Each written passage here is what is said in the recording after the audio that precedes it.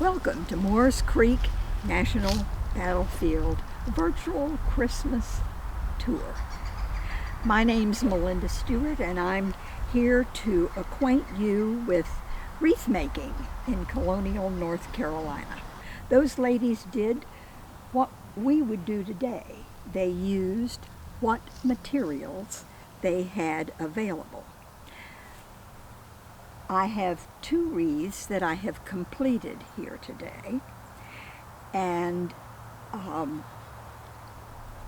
going to show you how to put one of those together.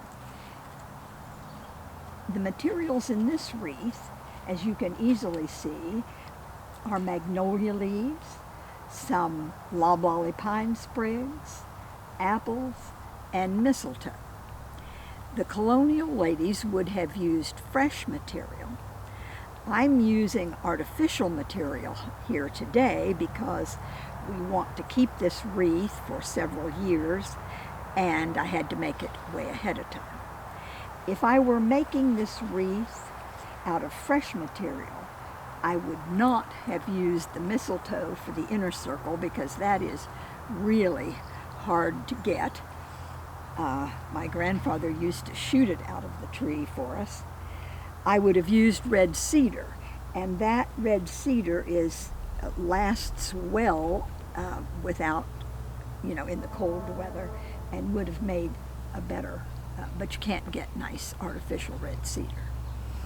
And this wreath, I used the longleaf pine, some cattails from the swamp, pine cones, apples, and the wreath base of grapevine.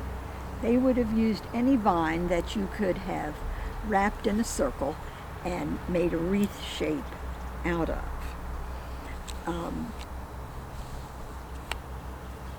I think I'll show you how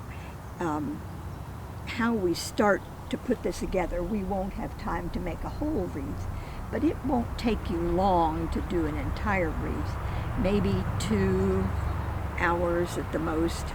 When you're ready to make the wreath, the first thing you want to do is to get all your materials together on the table in front of you so that you'll not have to go hunting for what you need as you begin to make your wreath. Here I've got my pile of pine cones, my mistletoe, my loblolly pine, my magnolia leaves, my fruit, my grapevine wreath base, some sticks if I need them, wire if I need it. Have everything ready before you start. And we're going to use the grapevine wreath, and I'm going to just pretend that I'm going to make another leaf like this one that I constructed over here. We're going to pretend that we're doing this one with real fruit, and we're putting a stick into the base of this rather than wrapping it with wire. It will hold just as well as the wire will, but in this case you want to do your if you're using the stick in your fruit, you want to do your magnolia leaves first all the way around the edge, and just take your magnolia leaves and push them into the wreath in any way that you want them. If you want to turn, the magnolias have a lovely brown on the back side. If you want to turn some brown showing, that's perfectly all right too, to alternate a little bit, and just work them in that way. Secure them back around if you need to with the tips of those leaves. And then when you have gotten all the way around with your magnolia leaf, then it's time to put your apples on. And put your stick, and I use floral picks. Colonial ladies would not have had floral picks, but they would have had small sticks. Put your sticks in to the fruit, and then just put them into the grapevine wherever you want them to go. And they're pretty good. They don't fall out. They're not as tight as wire, but they are reasonably secure. And when you have your apples where you want them, then you can take your loblolly pine sprigs and Whoops, there went an apple. He's making a liar out of me.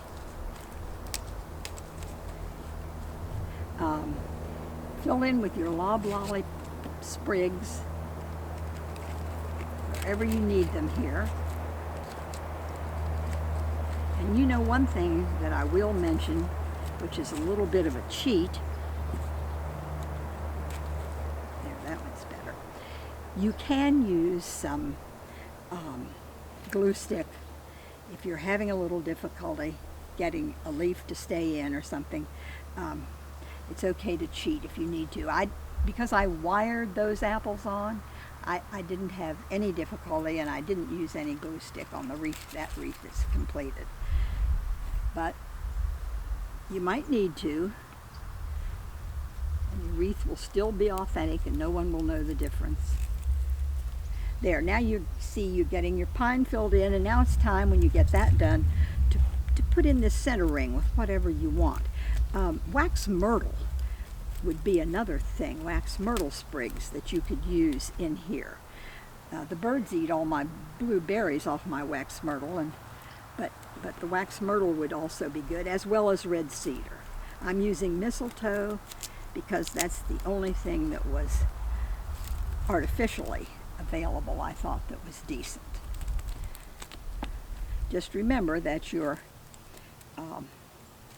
artificial wreath is one that you could save for another year. Your one that's fresh will only last you for this season.